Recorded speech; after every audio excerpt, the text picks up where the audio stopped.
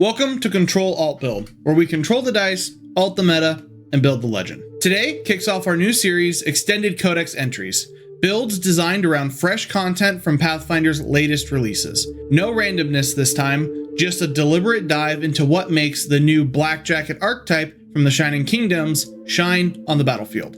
Let's get into it. So I was taking a look through the new Shining Kingdoms book that came out last month. Great read, by the way. And I always enjoy flipping through these new releases to see what kind of new tools and options we as players get to mess with. When I got to the Druma section, something immediately caught my eye. It was this one dedication that just screamed simple, clean, and powerful. You know the type. No spells, no gimmicks, just a character who wants to hit the battlefield hard and handle business. And in this case, it's the Blackjacket. So today's build is going to be a little bit different from our usual Ctrl+Alt+Build approach. We're not rolling everything at random. This time I'm picking each element on purpose to show you how to build a really creative, grounded character using the Blackjacket dedication as the core concept. We are also going to stop at level 11 since the Blackjacket dedication doesn't go beyond that, and the goal here is to explore how to build around the dedication itself. We will be taking advantage of the free archetype rule here to really set the build. Sound good? Let's dive in. First off, what exactly is a Blackjacket? Well, they're mercenaries from Druma's Mercenary League. Think elite fighters with top-tier military training. They don't just punch things hard, though they definitely do that. They're tacticians, strategists, the kind of folks who can lead security teams, hold the line in an army, or act as bodyguards that can spot trouble from a mile away. That duality, physical capability and battlefield intellect, is what really stood out to me. But when I say intellect, I don't necessarily mean the intelligence stat. The way this dedication is written, it leans more towards a kind of charismatic intellect. We're talking battlefield savvy, quick thinking, and the ability to make others fall in line, not just book smarts. So let's get into the build itself. For ancestry, I really wanted to keep things thematic. Druma is mainly populated by humans and dwarves, but for this build, I'm going classic. We're going with the human. It's the go-to answer for new players. Just play human fighter, right? And you know what? It works. It has a great base, solid HP, good movement, and a ton of flexibility. For class, yep, we're locking in fighter. I know, real groundbreaking, but remember, we're building around the idea of a straightforward, efficient combatant who's also got a strategic streak. Fighters are one of the most technically proficient martial classes out there. They start with expert proficiency in martial weapons and armor, which puts us ahead of the curve right out of the gate. Plus, they have a ton of versatility when it comes to feat selection. Now, for background, I wanted something that ties directly into that military theme and sets the tone for the whole build. So we're going with Squire. It fits perfectly. We've trained under a knight, we've seen combat, and we're now stepping out to earn our own glory.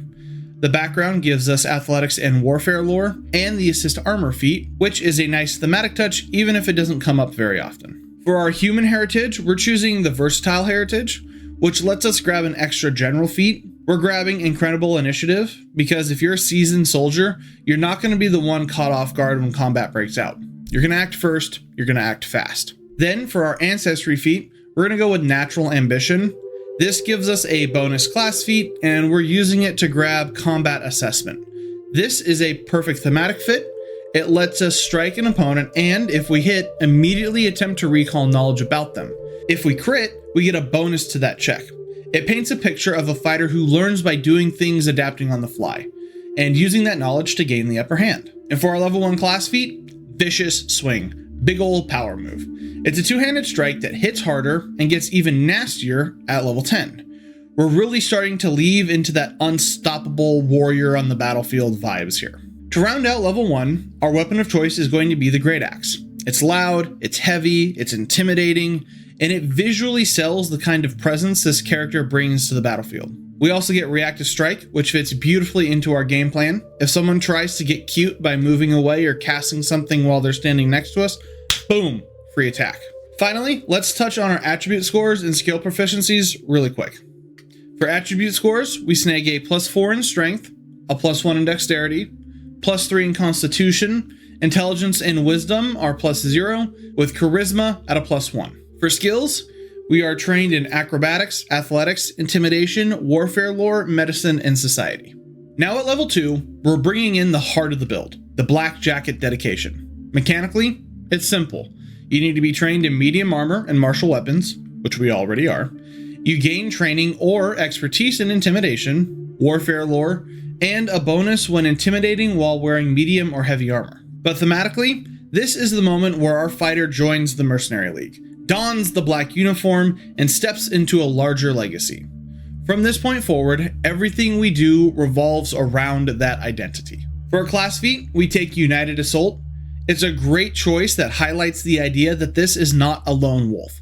This is a fighter who is used to fighting alongside others. United Assault boosts your damage if your allies have already hit the target, perfect for those moments where you're not leading the charge, but closing in to finish things off. And for our skill feat, we're going to go with Intimidating Prowess. It lets us use our strength to bolster intimidation checks. This is a character who doesn't just talk a good game, they look like they could end you. Presence alone becomes one of our weapons. Level 3 is where we start flexing some of that strategist angle. We're grabbing the general feat, Prescient Planner. This is a little niche, but it's flavorful. It lets us, once per shopping trip, pull out a piece of adventuring gear we didn't declare that we had earlier.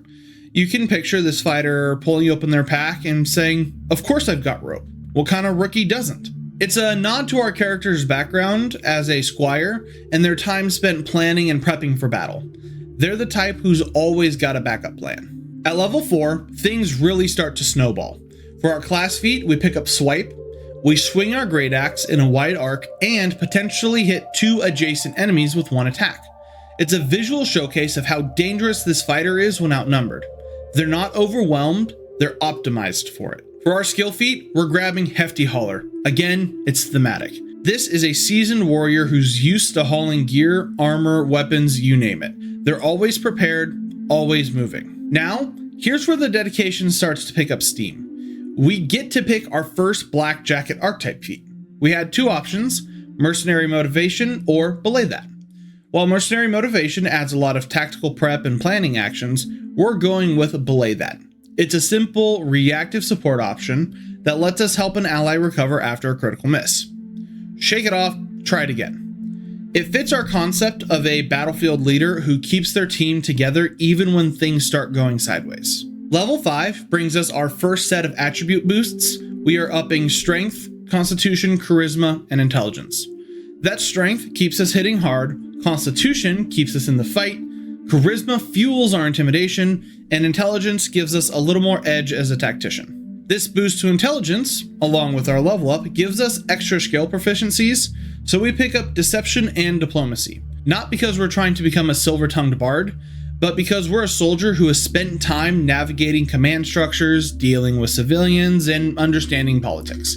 It's a grounded, practical kind of charisma. For our Ancestry feat, we're going with General Training, and we're grabbing the General feat Fleet. Our movement speed goes up by 5 feet, helping us stay mobile despite wearing heavier armor. The faster you get into the fight, the faster you get to end it. We're also going to pick up Fighter Weapon Mastery here. Naturally, we're specializing in axes. That critical specialization effect, extra damage to an adjacent target when you crit. Perfect for someone who fights in the thick of things.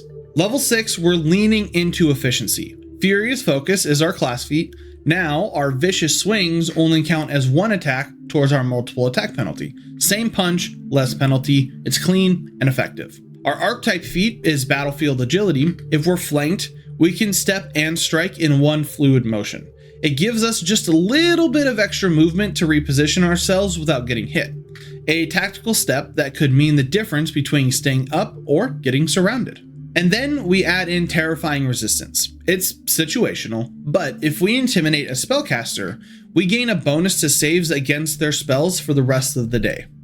That's flavor, that's intimidation, and that's just smart play. At level 7, we grab Robust Health as our general feat. We heal more when treated. This is a fighter who doesn't just endure the battlefield, they recover from it better than most. A true veteran. We also get to boost our intimidation to master proficiency because, at this point, yeah, you better believe people are afraid when we step onto the field. Level 8 gives us Positioning Assault. It's a strike that lets us reposition our target 5 feet. It's not a game changer on its own, but it opens up space, messes with enemy formations, and lets our teammates capitalize. It's tactical utility, plain and simple. For our skill feat, we're going with Skeptic's Defense. This lets us counter mental effects using intimidation. It's a flavor win. It kind of makes our fighter even more resilient against manipulation than he already was. And for our archetype feat, we're going with Led by Example. This one is pure gold. We make a slightly penalized attack, but if we hit, an ally gets a bonus to hit that same target. If we crit, all of our allies get that bonus. That's the definition of leading from the front. Level 9, another round of general training, and this time we're picking up Fast Recovery. Better healing from resting, faster recovery from conditions. Again, this fighter is just built to last. Not to be confused with a class feat, but our fighter class feature here, Combat Flexibility, lets us grab Disorienting Opening. Now, when we land a reactive strike, the target becomes off guard until our next turn. It's extra value right out of our core reactions. At level 10, we have our final set of attribute boosts for this build. We have Strength, Constitution, Charisma, and Intelligence all going up again. It rounds out our stats nicely and reflects our growth as a force to be reckoned with. We do pick up Performance as a new skill. Maybe this fighter learned a few rallying speeches, or maybe they just have stage presence that commands attention. Our class feat here is Tactical Reflexes. This gives us a second reaction each round, but only for reactive strikes.